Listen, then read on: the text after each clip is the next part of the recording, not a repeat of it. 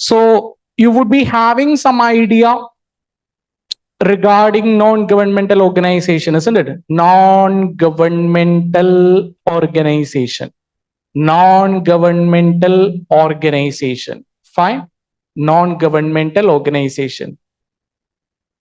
Sir, why do we learn about NGO as part of the governance? This is the first question. Why should we learn about NGO? What is NGO? We will try to understand that. But before that, the question is that, sir, NGO or non-governmental organization? Sir, it is non-governmental organization, isn't it? Why should we learn about non-governmental organization here as part of the governance? So I have the answer for you. Please try to understand this. Sir, if this is the government, okay, this is the government. This is in fact India. That means the government works only in this area. The government is not capable to, in fact, extend its territory even to other parts of the country. So just for understanding, it is practically not possible for the government to meet the demands and the needs of each and every individuals or the communities in India, isn't it? That is practically not possible. So the government has got certain limitations, sir. The government is not able to reach these particular loops and corners of the country. That is not practically possible. Is it possible for the government to start the All India Institute of Medical Sciences in each and every districts of India? It's practically not possible, isn't it? Sir, here comes the importance of NGOs. Sir, if you are unable to look at these problems, if the government is not capable to look at these problems, we will do that, sir. NGOs will perform that, sir. And we will try to make capacity building very strong. We will try to provide institutionalized capacity building. So it is with the NGOs, the civil society organization, plus the government that actually the governance happens. Okay. It is with the government plus the civil society organization that the entire governance would be happening. So this is what is exactly the idea of the need of non-governmental organization or NGOs, isn't it? So practically what you need to understand is that, say for example, 140 or 150 crore of population, and you have only a central government. Of course, you do have the state government, you do have the local self bodies. But even though it is practically not possible for the government institutions or the government organizations to serve the needs of all those crores and crores and crores of people of India, it is practically not possible. So the scenario makes it very much requirable. I mean, in fact, very much necessary that there should be some other, say for example, non-state actors. Say, for example, if I say non-state actors, do not get confused with the terrorist organizations. Okay. So non-state actors here means I'm speaking about the NGOs. Okay. Say, for example, it is non-governmental actors. Fine. That would be fine. Non-governmental organizations or the non-governmental designs to perform, in fact, to support the government. And even they can oppose the government also, but preferably this is what is the government should performing, isn't it? Say, for example, the government should be performing the poverty alleviation program. The government should be performing to reduce the hunger in the society. The government should be performing to provide health infrastructure or health sector accessibility. The government should be able to provide for or act against the human right violations.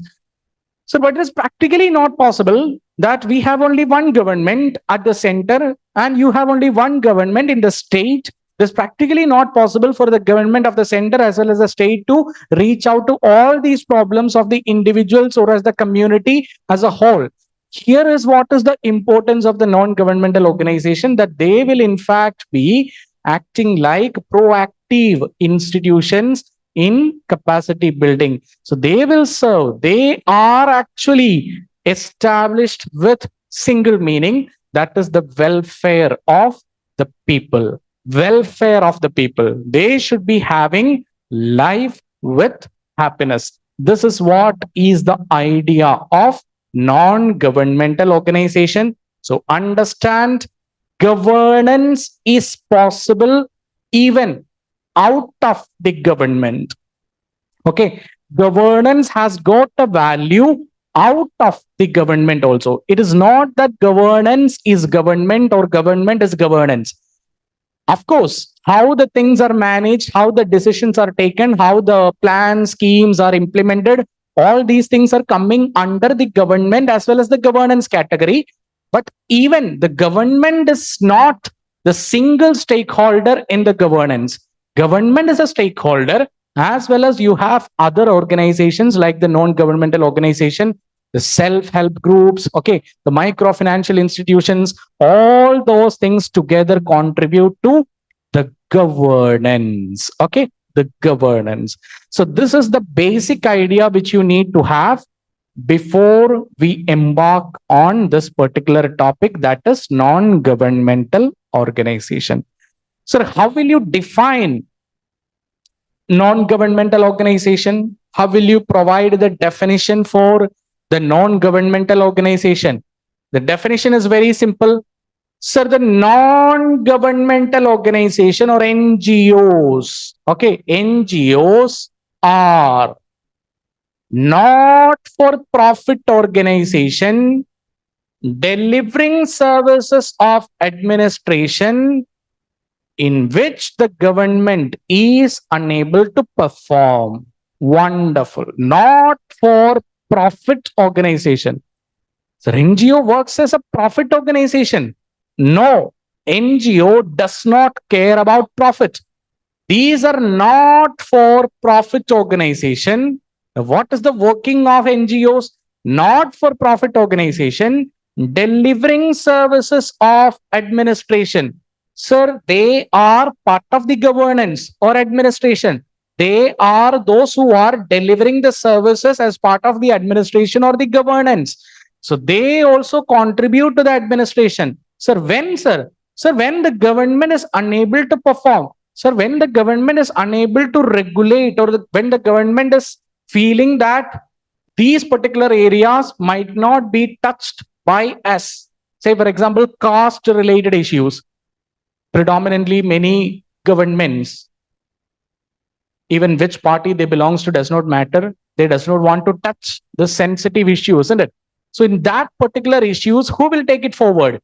NGOs will take it forward. The caste hierarchy, the gender inequality in caste, isn't it? The exploitation, the elements of exploitation in caste.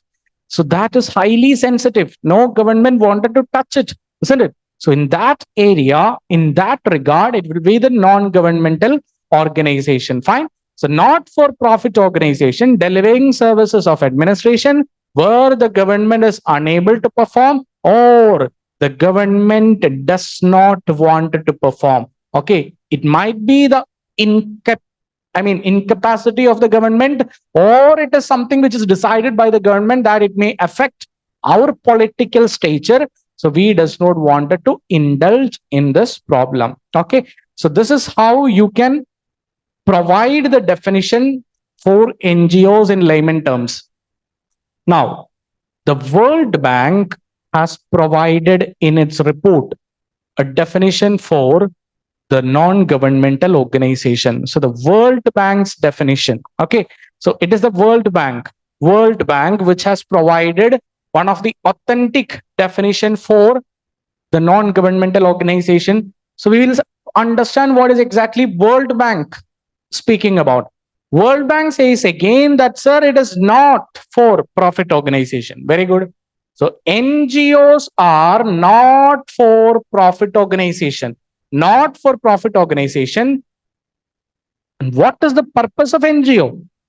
Promotion of the interest of poor.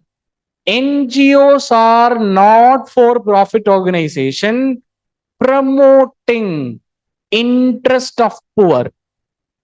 Sir, what are the interest of poor? Isn't it? The basic needs, the shelter, the food, the drinking water, the pure drinking water, isn't it? The household, all those kind of basic needs, promoting the interest of poor, as well as protection of environment. Of course, there are different NGOs which actually protest for the protection of the environment, isn't it? You might have heard about Greenpeace, the Flora and Fauna International, all those kind of things. Yes, in fact, that is also the area the not-for-profit organization or the NGOs will act. Provide basic social services as well as undertake community development. So basically, the need of or the aim of NGO is development. Okay, development. And is it on the basis of profit? No, sir, it is not on the basis of profit. It is in fact for the social welfare. Okay, social welfare is the idea of non-governmental organization. So not for profit organization are those institutions promoting the interest of poor, protection of environment, provide basic social services, as well as undertake community development programs. So this is what is the definition which is provided by the World Bank in relation to the non-governmental organizations. Now, when it comes to the Indian Constitution, when it comes to the Constitution of India, you have article number 19(1)(c), isn't it? What does article number 19(1)(c) speak about? Article number 19(1)(c) speak about the freedom to form, the freedom to form association, isn't it? The freedom to form associations. So freedom to form association means, sir, you have the freedom to form non-governmental organizations also, isn't it? Non-governmental organization. Very good. So article number 19(1)(c) provides the citizens of India the right to freedom to form associations. That is, even they can form the non-governmental organizations also. Article number 43 speaks about the constitutional status of even the cooperative societies, isn't it? So that is also one of the constitutional provision.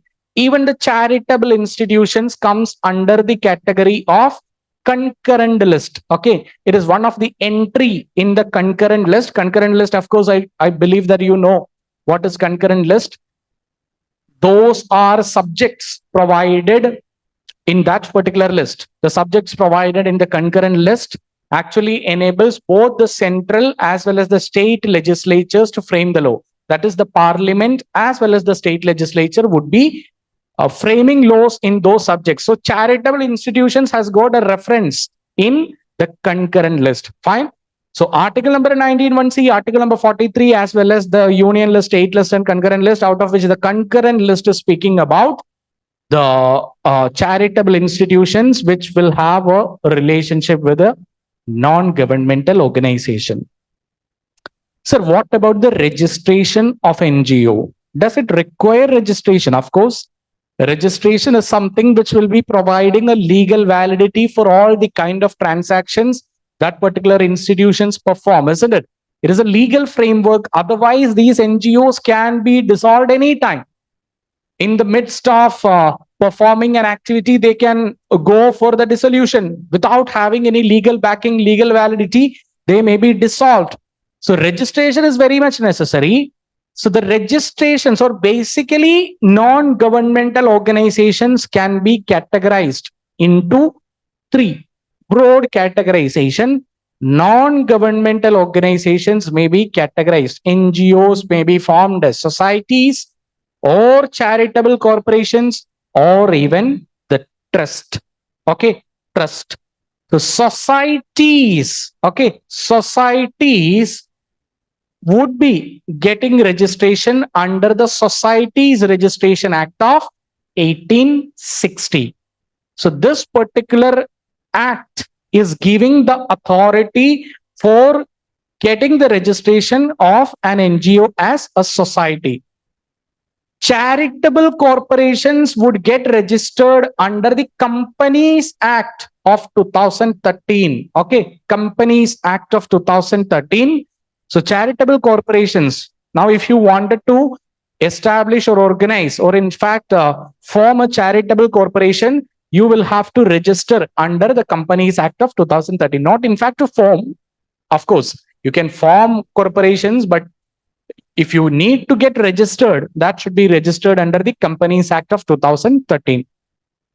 The trust, private trust, will get registered under the Indian Trust Act of 1882, as well as there are public trust also that will be in relation to the concerned state legislative enactments. So what do you mean by trust now?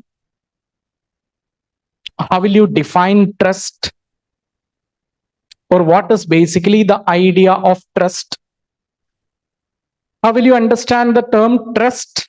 It can be private as well as public. Okay, so just try to understand that. What do you mean by trust? Okay, say, suppose this person, okay, person A, he is very rich. Okay, he is very rich. He has in fact vast amount of assets or vast plots, the land, those kind of assets he actually owns, and he feels that there is no necessity for him to own and enjoy all these assets. Okay, he feels that it should be used for somebody's benefits also, some others benefit or the welfare also. Okay, but it is not something which he can manage. He would not be able to manage all the properties which he have. Even if it is movable or immovable, it is not something which he is having the interest in managing, or he does not have that capability to manage all those vast resources.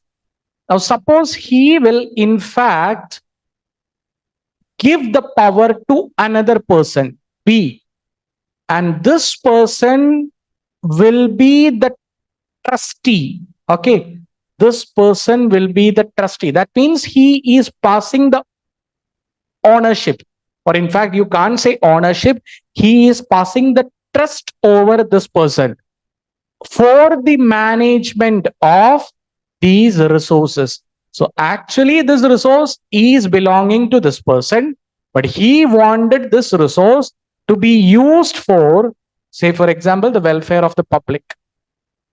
Okay, the welfare of the public. But he is unable to perform. I mean, he is unable to manage this. Now, for this, he will appoint a trustee, and this person will perform in accordance to the direction of person A. Why? Because this property belongs to person A. This is what is the idea of a trust. That is, you are giving your trust. You are extending your trust to one particular individual, and that individual or group of individuals, it may be more than 2 or 3, or it can be more than 4 or 5 or 6. So you might have heard about the trust members, isn't it?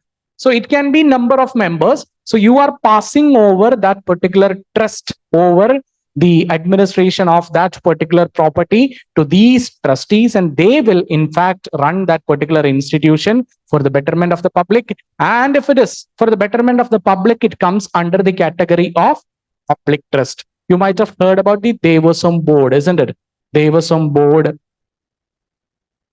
for the administration and the management of the temples in Kerala, isn't it? So this is in fact a public trust. Now, what do you mean by a private trust?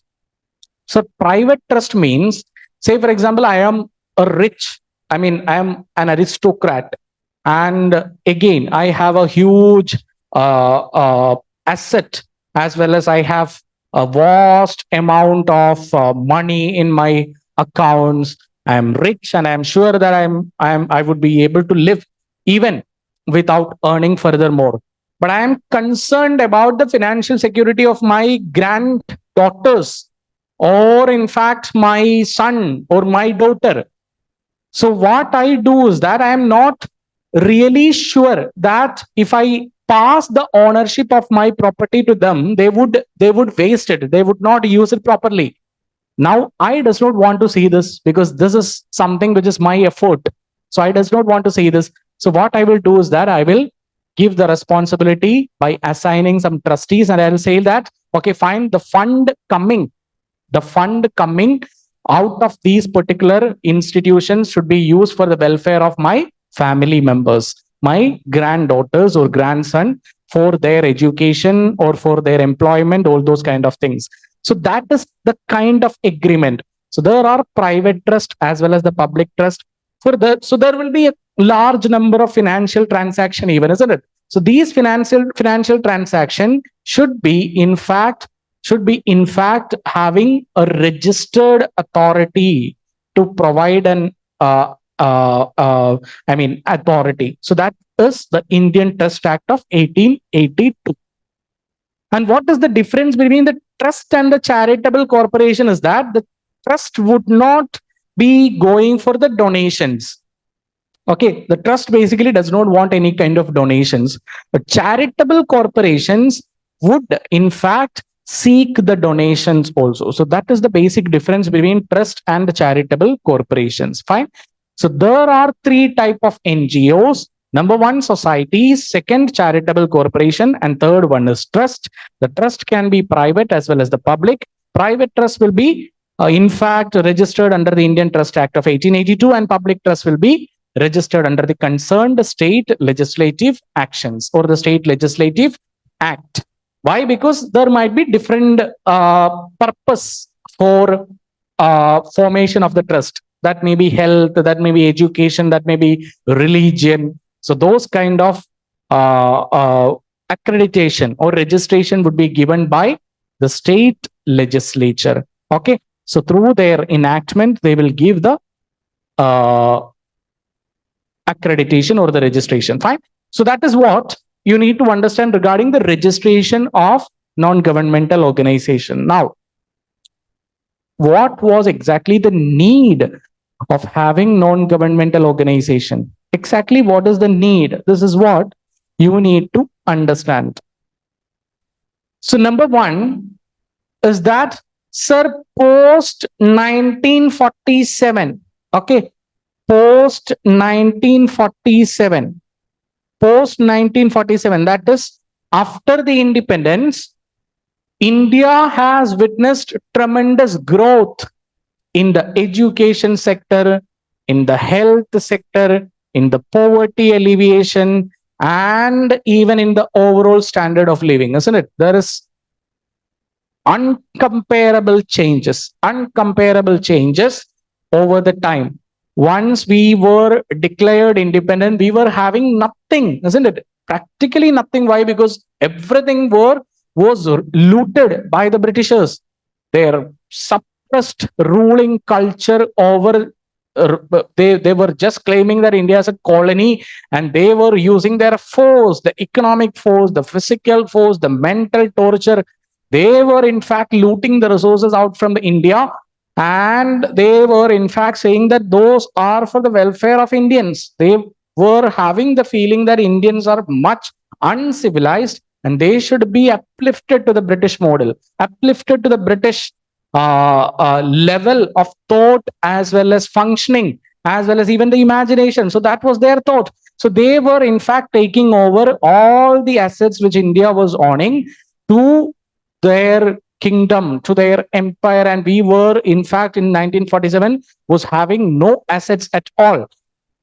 Starting from there, of course, under the leadership of Pandit Nehru, the other prime ministers, we have in fact approached a gradual shift, in fact, or drastic change in the field of education, in the field of healthcare, poverty alleviation, overall standard of living, etc. But still there are concerns, isn't it? Still there are concerns. What are those concerns? One of the concern is the exclusion of vulnerable groups. So even though we are developed, or we say that we have got developed a lot, or we have progressed a lot, there are even certain communities in India, those are not enjoying the benefits of the development which a minority population actually enjoys. Isn't it? Say, for example, when you talk about the city, the metro cities, the level of enjoyment of the leisure, or the infrastructural facilities, the traveling facilities, all those kind even may not be having that kind of degree of comparison with that of a person enjoying it in the rural area, because that would be very much a meager, isn't it? So the exclusion of vulnerable groups might be leading to some kind of problems like even Naxalism, the farmer suicide, isn't it? What is Naxalism? It is a kind of extremist movement, isn't it? Why? What is the philosophy they put forward? They say that, sir, we are we are not being considered by the government of India. We are not being considered by the Constitution of India even.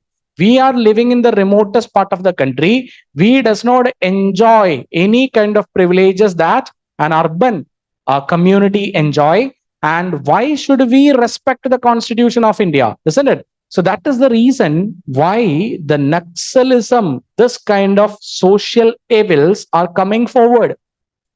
And farmer suicide, farmers protest, 2024 March it is. And you see in the North India, there are issues of the farmers protest. Even last year there was issues. Okay. So the farmer suicide is also another problem. So it is in these circumstances, the need of the non-governmental organizations actually comes into picture. Why? Because, sir, the government would not be able to provide the necessary facilities for all the farmers. Can the government discharge all those kind of liabilities that all the farmers in India has? It is practically not possible, isn't it? Naxalism, what their demand, can the government provide all as per their demand? It is practically not possible, isn't it? So these kind of issues are something which is beyond the appeal or beyond the power or the capacity of the government, and up to certain extent the government will have to be depending on the non-governmental organization. So that is how the importance of NGOs will come into picture. So that is the need of non-governmental organization for the continuous, or for in fact a comprehensive governance. We will have to have an efficient government as well as effective spectrum of NGOs, so that they will take forward the government or governance related activities. Sometimes even against the government also they will perform. That means they will pressure the government also. They will act like the pressure groups also in certain situations. We will talk about that. Okay. Now, what are the role of non-governmental organizations? Number one is welfare scheme implementation. Okay. Sir, welfare scheme implementation is the purpose of the government. Yes, sir. Welfare scheme implementation is the purpose of the government. But even if it is the purpose of the government is not able to reach to each and every sections of the individuals. So that is the case where the NGOs comes into picture. NGOs will be acting, the civil society organizations or the NGOs will be acting as the link between the government and the end user, the common man. Okay. So it is the non-governmental organization which will be acting as the link between the NGO, I mean the government and the end user. Okay. So the welfare scheme implementation, the NGOs will be acting like the government and the link between the government and the end user. That means the NGOs will be implementer, catalyst, and collaborator. The NGOs will take the responsibility for implementing the schemes. Okay. NGOs will be taking the responsibilities for the implementation of the scheme. They will act as the catalyst also. They will push the pace in which The schemes are being run by the government. That is the reason I have said you that they will be acting like a pressure group also, isn't it?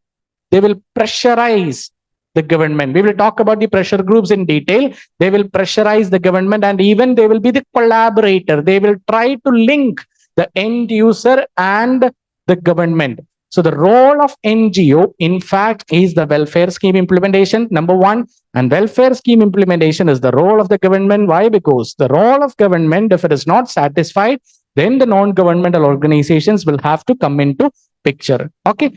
The second one is capacity building. Nothing much to explain here. The critical role in bridging gap, that is institutional capacity making, fostering independent dialogue. Nothing to explain. Capacity building is also one of the function of non-governmental organization. Fighting social evils. This is very, very important. See, the sex determination during pregnancy is not a law in India now. It is illegal, isn't it? And what was the reason for such a kind of law? It was, in fact, the non-governmental organization fighting for even the human rights. Say, for example, there should not be any kind of gender inequality or gender indiscrimination. There was, or there is still, in some of the parts of the country, there is still a stigma that the girl child might not be received with as good reception by which a boy child would be having. So that case is something which is very much dangerous. So fighting social evils. Okay, so that is also one of the function which is taken forward by the non-governmental organization. Protection of human rights. Example, one of the NGO is Kat Katha. Okay, Kat Katha. It is the NGO which is working in Ajmeri Gate, New Delhi.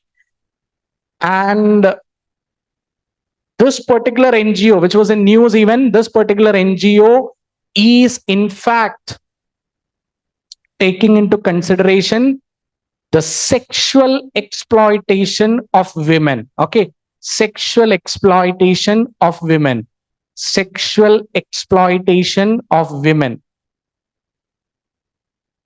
Fine. So in Delhi, there is a red light area which is GB Street. Okay, GB Street is a red light area. And as per the report of this particular NGO, Katkada, as per the report, almost there are 2,000 sex workers. And there are a number of children getting trapped in the brothels. They are not provided with quality education, quality food, their sanitation facilities, all those kind of things are very much difficult. And the government is unable to reach to these people. It is practically not possible there for the government to reach to these people. In fact, we have heard about the stories that the police is distributing condoms to these individuals who are inhabitants in this GB Street. So this is the red light area. And in fact, Kat Katha, this particular NGO is performing, or in fact, the volunteers, they are staying in that particular locality. They are providing education, food, as well as clothes to the children, those who have trapped there on a regular basis. So that is also one of the function, which is one of the noticed, or it is something which needs to be noticed. So that kind of function is also taken forward by the non-governmental organization. Of course, the regional growth also.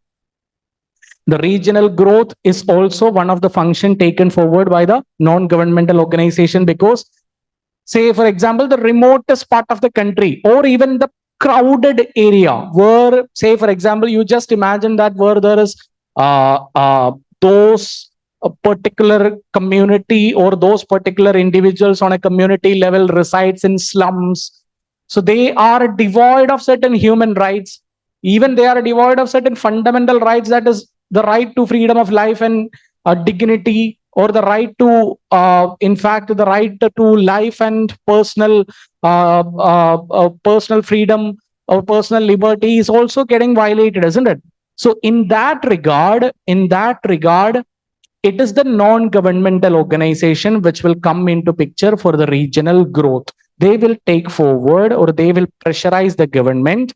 So there was a story regarding the demolition of huts for construction of hi-fi buildings, and there were certain NGOs protesting against the demolition of huts. These are those kind of huts which belongs to the poorest of the poor category. What is the government doing, or what is the intention of the government in the name of the development, that you are removing, you are totally taking away the right to life and personal liberty of these particular individuals, and you are removing them from their residential area or from their locality. You may be asked for removal, or you may be asked to move out from that area, but you should have to provide for the rehabilitation first. The government was not having that kind of facility for providing the rehabilitation, and they were asking these slum dwellers or slum residents to move out of their residential area, okay. So that is one of the issue that was taken forward by the non-governmental organization. And also the regional growth means the non-governmental organization, of course, will be concentrating, not more. I mean, some of the non-governmental organization would be concentrating in the tribal areas for the betterment of the life of the tribal community. So that will contribute for their regional growth, isn't it? So in that regard also, the importance of NGOs needs to be commended on. Unreachable areas, or those areas which the government does not want it to reach. And such kind of issue is caste. See, in caste, there might be lot of impractical or uncivilized conventions, isn't it? Say some kind of sati, such kind of actions or the activities are still being practiced in some different part of the country. The animal sacrifice, the human sacrifice, in fact. So all those kind of areas are such kind of sensitive areas which the government does not want it to touch because it is caste. So it is in that aspect the non-governmental organization would come forward and they will speak out for the human right violation inside the caste. In predominantly, when you speak about caste, I don't think none of the caste actually promotes women, isn't it? All of the caste which is known in India at least speaks about the patriarchal, or speaks about the bliss for men only. It does not even support a woman to come forward. So that is what is the structure of a caste as an institution is. So predominantly it is the vote bank, and even in major areas, in major criterias or different aspects of the caste discrimination, inside the caste discrimination also, the women does believe that yes, we are somebody who will have to in fact face all these kind of difficulty for the betterment of our family, for the betterment of our life. It will be the blessing of God that we will have to serve the family. We are not bothering about the career. All uh, those kind of unnecessary thoughts would come from definitely the part of women also. Why? Because they are not given the exposure that exactly what a person needs to have to lead a successful life. So that is the reason why the women thinks about it. It is not their fault. It is something which is the fault on the side of the society. So we need to get over it. So for that, the NGOs will speak out. The areas of insufficiency, say for example, hunger alleviation. You might have heard about the Sikh Gurudwara Prabandhak Committee, which was very much active during the Corona times in the northern parts of the country. And they were organizing langas, that is the 24 hours free meal was in fact provided. We usually used to say that it is annadana, isn't it? Annadanam. Yeah. So hunger alleviation. So Sikh Gurudwara Prabandhak Committee was one of the non-governmental organization. You might have heard about Khalsa Aid working in the health sector. Okay. So they were actually concentrating. So this was in news in the de-addiction campaigning. So when we talk about the central Delhi, there are certain people, those who lives or those who sleeps in the street, and they will not be having. So the reality when we move down from the south to the north is drastic. Even in the south, you can see those people who are residing under the bridges or in the street. Of course, you can see this, but beyond that, you would be surprised that, sir, is this life? Hmm? Can you expect that this is life? Yes, this is one of the phase which you will have to see of life. Okay, so there are lot of, in fact, when you go to the central Delhi or nearby areas of the railway station, you will see New Delhi railway station. You will see that there are a lot of people, poor people, those who resides under the bridges near the railway stations. So, and these people does not may not be having enough food or other kind of drinking water, all those kind of facilities, and they will be depending on the psychotropic drugs to get over with this problem. So Khalsa Aid used to distribute syringes, the pure, I mean the fresh syringes. So that is also one part of the social service, isn't it? Otherwise, there can be chances of spreading diseases like AIDS and those kind of things. So de-addiction campaign. So how was this happening? Was that they would distribute the syringe, and just for 1 week, or say for example they will give a break and they will distribute a syringe on the next day, and after that they will give a break for 1 month, they will distribute it on the next day, so that the individuals would start feeling accomplished to the fact that yes, this is one of the psychotropic drugs which we are using, and it is something which is very dangerous, and they will be having that feeling that they would be able to live even without these psychotropic drugs. So that is something which is not all of a sudden, it is practically not possible that all of a sudden you can take away the syringes and go out from these residents. It is not practically possible, but this is the way, gradually taking away the habit of using these psychotropic drugs. So Khalsa Aid has been in news for that kind of action, and even they are speaking for the farmers issue also. Okay, they are active in the farmers issue also. They are distributing. In fact, when you go to the website of Khalsa Aid now, that is on 2nd Feb of 2024, you can see that the Khalsa Aid is active in distribution of food, water, okay, water and all those kind of basic needs for those farmers who are protesting in North India. Fine. And even Khalsa Aid was very much active in providing ventilators, okay, life supporters, ventilators. Sorry, not ventilators, it was oxygen cylinders, okay, distribution of oxygen cylinders during the corona times. Okay, it is not ventilators, do not get confused. It was oxygen cylinders during the corona times. So in fact, these are some examples. You can have a number of examples. NGOs, international NGOs, national NGOs, you can have a number of examples. These are some of the examples which I have pointed out for you to answer in your answer paper. Okay, in fact, you can have a number of NGOs which will have a profound impact. And here also you will have some of the examples. The Kerala Shastra Sahitya Parishad, which is in fact regarded as one of the successful NGOs. The Kerala's 98% literacy or even 96% literacy is achieved with the help of the Kerala Shastra Sahitya Parishad. Of course, there is no doubt. Okay, so that is one of the NGO. Yuva Spark, protest against demolition of huts. I have already told you, isn't it? Mumbai, Delhi, all those kind of areas, there was the government order to clear out all the slums as part of the cities, and the government will have to use it for the development of the infrastructural project. Of course, we will have to understand that the development of infrastructural project is very much important.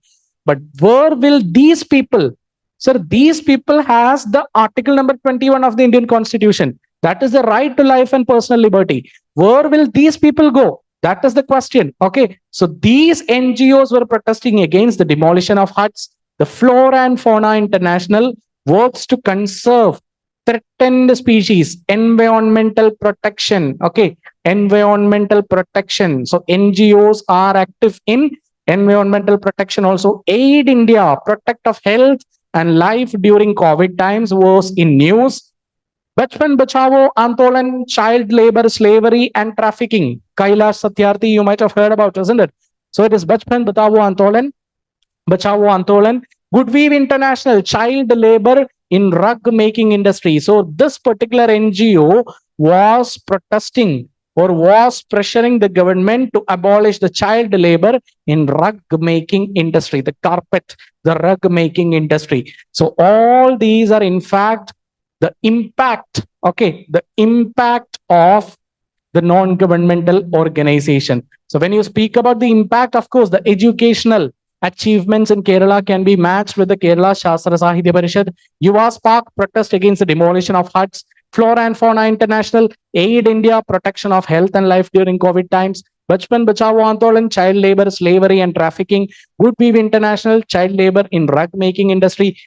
In fact, these NGOs have made profound impact on these kind of social evils. Okay, so NGOs are something which is inevitable. Absolutely, there is no doubt.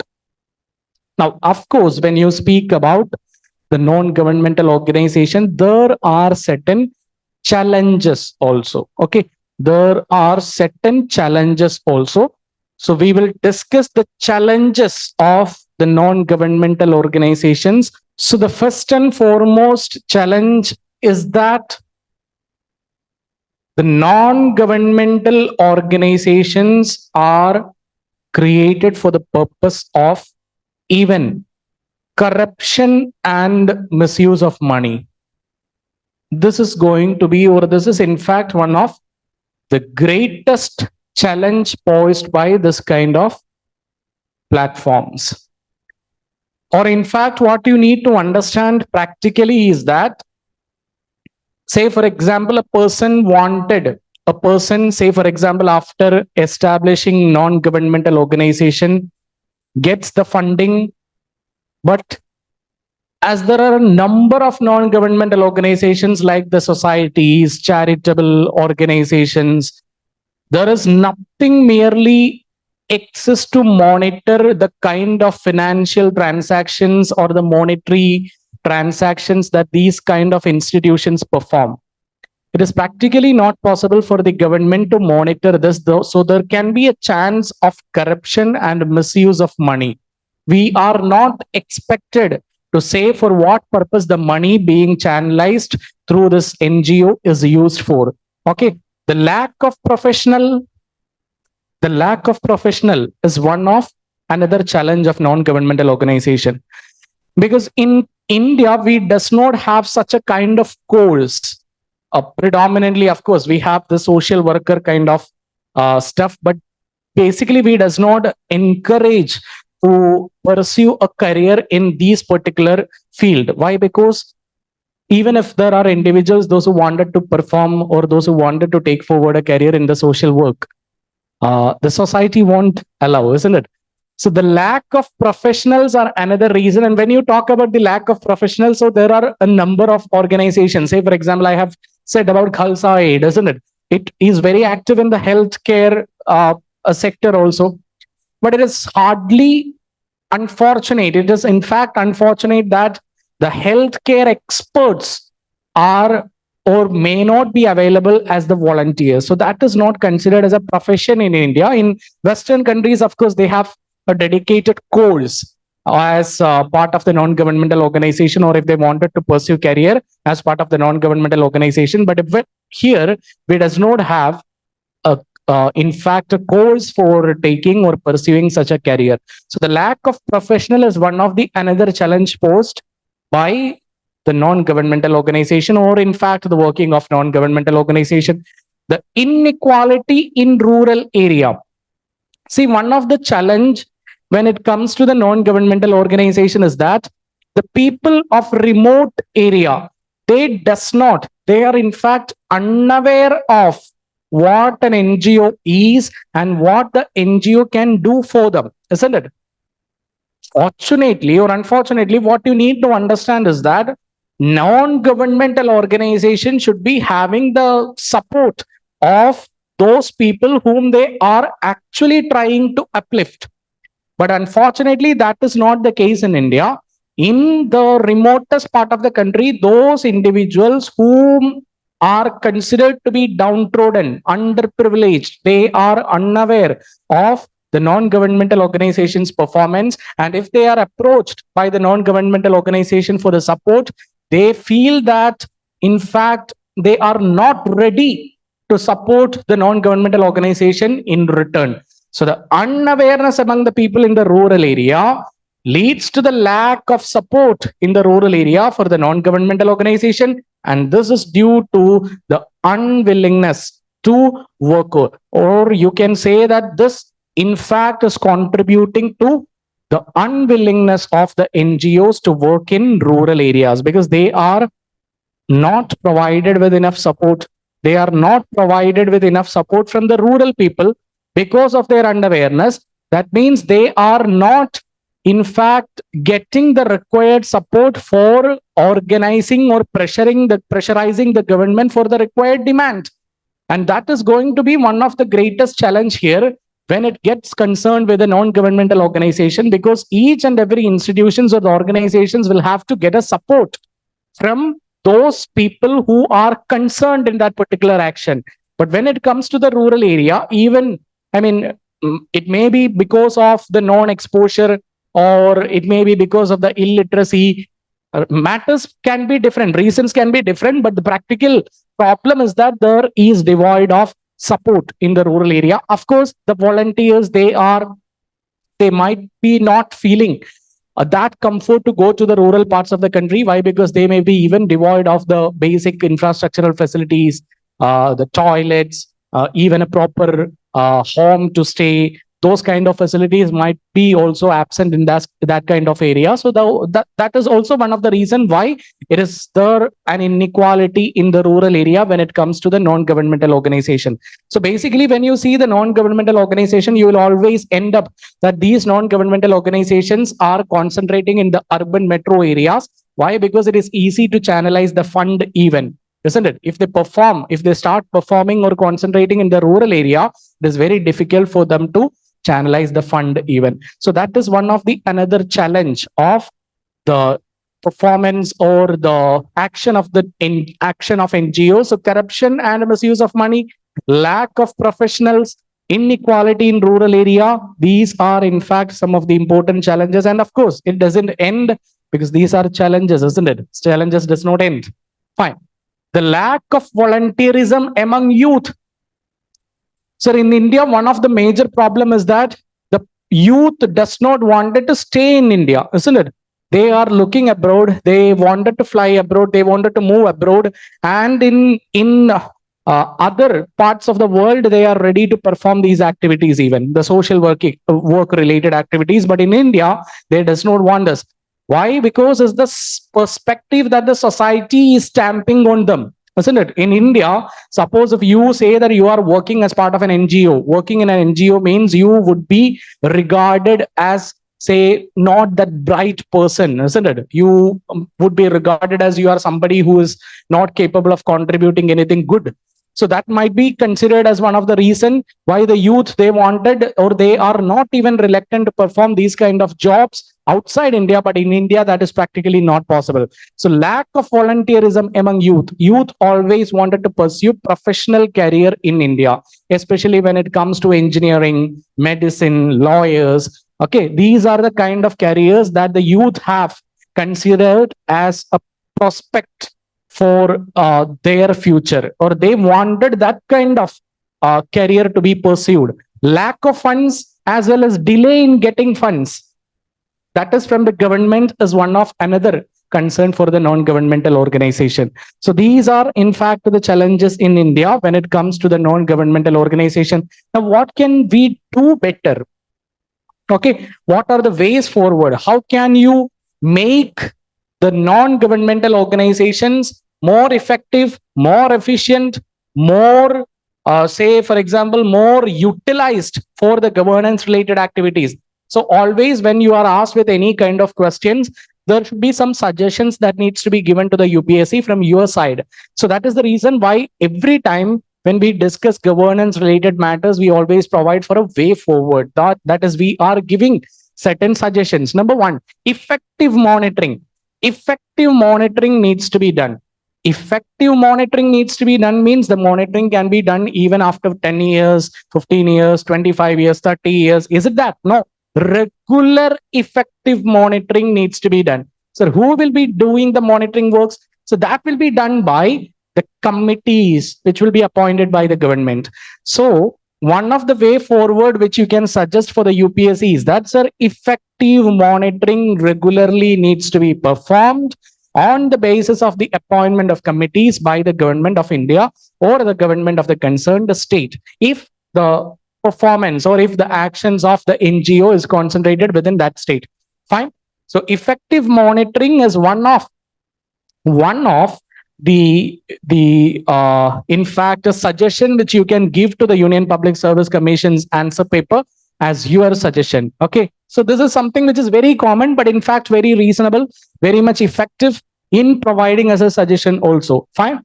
The second one is cooperative approach. Cooperative approach means, sir, NGOs should be smart, isn't it? NGOs should be having volunteers from universities, colleges, etc. Even at the level of an internship also, you may be having such kind of association with the educational institutions also. So NGOs may recruit the members who are passionately seeing the social work as their career. So from colleges, universities, or they can have a link, connection, a cooperation between different colleges, universities, and other educational institutions. So that is one way in which you can make the performance of non-governmental organizations more smart and more efficient. Why? Because youth gets part of that particular institution and they will be active in promoting the actions of those institutions. Focus on backward areas. So I have already told you there is an evident inequality when it comes to the rural urban gap, or of course there are rural urban gap when it comes to the performance of the non-governmental organization. We can't expect always the non-governmental organizations to be performing in the rural areas. Why? Because I have told you the reason, because of the remotest part of the country, and maybe due to the lack of fund, delay in getting the fund, channelization of fund might be very difficult. So those kind of reasons might be contributing to the inequality in the presence of NGOs in the rural areas. But in fact, the rural area is the area where the actions of the NGO is very much required. Why? Because 65%, okay, 65% of the population is rural population.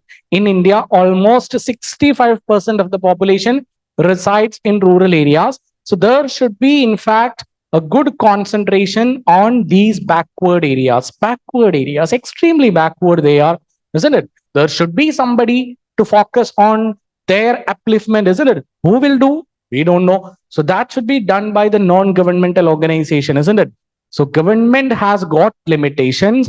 So these are some of the suggestions which we can provide for the better working of the non-governmental organization. The next one is utilization of technologies. Utilization of technology. Sir, what does it mean? So use internet facilities. Okay. Internet facilities, mobile facilities for raising fund. Sir, where does the NGOs get fund? Sir, NGOs get fund, or NGOs will raise fund from the public, isn't it? They will in fact declare, they will in fact request the fund from the public. You might have seen when you travel from a Trivandrum railway station to any part of the state or even in any part of the country, you might be approached from some of the volunteers who are part of the non-governmental organization for fund. Sir, it is that fund which is actually made used by the non-governmental organization. We don't know what is the genuinity of that fund or that request, but we know that they are representing some non-governmental organizations, or they say that they represent some non-governmental organization. We are not supposed to check into the genuinity of their claims, and that is one of the challenge which you can even write, the opaqueness or the kind of non-transparency that is actually causing many of the people, those who wanted even to donate, they feel reluctant to donate because they are unaware of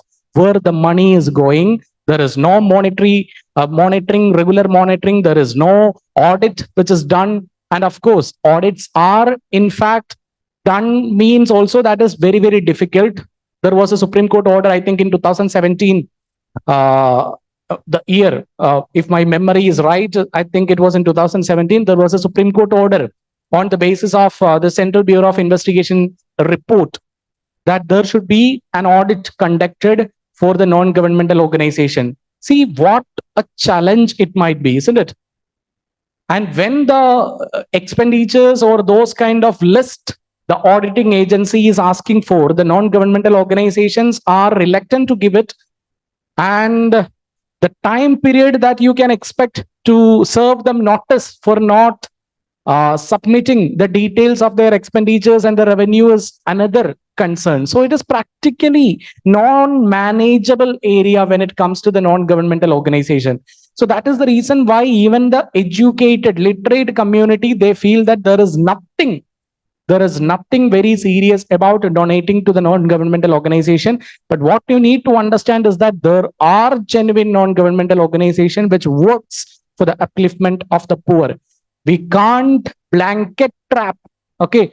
We can't blanket trap all those kind of NGOs as they are fake. But of course, there are instances where the money is misused, where the issue of black money is raised. Of course, there are instances.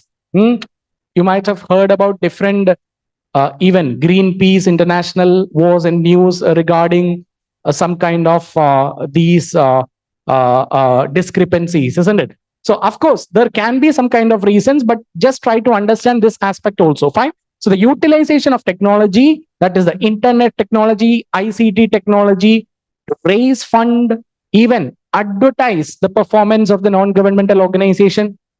Now, I have told you that the Khalsa Aid, when you look at the website of Khalsa Aid, they regularly update about what is being done by them on the voluntary basis. So that needs to be done. That is the way by which the people can reach to you in case if there is a need, as well as you can reach the people. There may be passionate youth. See, these things are getting connected, isn't it? The passionate youth, they are always spending their times in the internet, isn't it? Internet. Once, if they are very much passionate about the social work, they see such kind of NGO working for the upliftment of the poor people, they will be having that access through internet, isn't it? They will be having that access through internet. Now, how can they have the membership? They can have the membership again through internet registration, isn't it? This is how the connections will go on. So to raise funds as well as to have advertisement as well as even hiring, you can use the technology. This is how smart the non-governmental organizations can be. The next one is incentivize. Sir, incentivize. Incentives are something which is a huge encouragement when it comes to the performance of non-governmental organization as well as its volunteers. So incentivize them for what they are doing. Incentivize, applaud them for what they are doing. This is how you can actually bring the most productive output from any organization, from any employee. So understand the reality and perform. So incentivize is another important way forward. Okay, so this is what you need to understand regarding the non-governmental organization, not for profit organization working in the administrative field. Okay, working in the administrative field or the administrative machinery for the betterment of the governance, in which the government is unable to reach or the government is not willing to interfere. So it is done by the non-governmental organization. So The governance will be taken forward by the government as well as the non-governmental structures or designs or even organizations. So that is what is exactly the idea of governance. It is not something which is the action of government. Okay,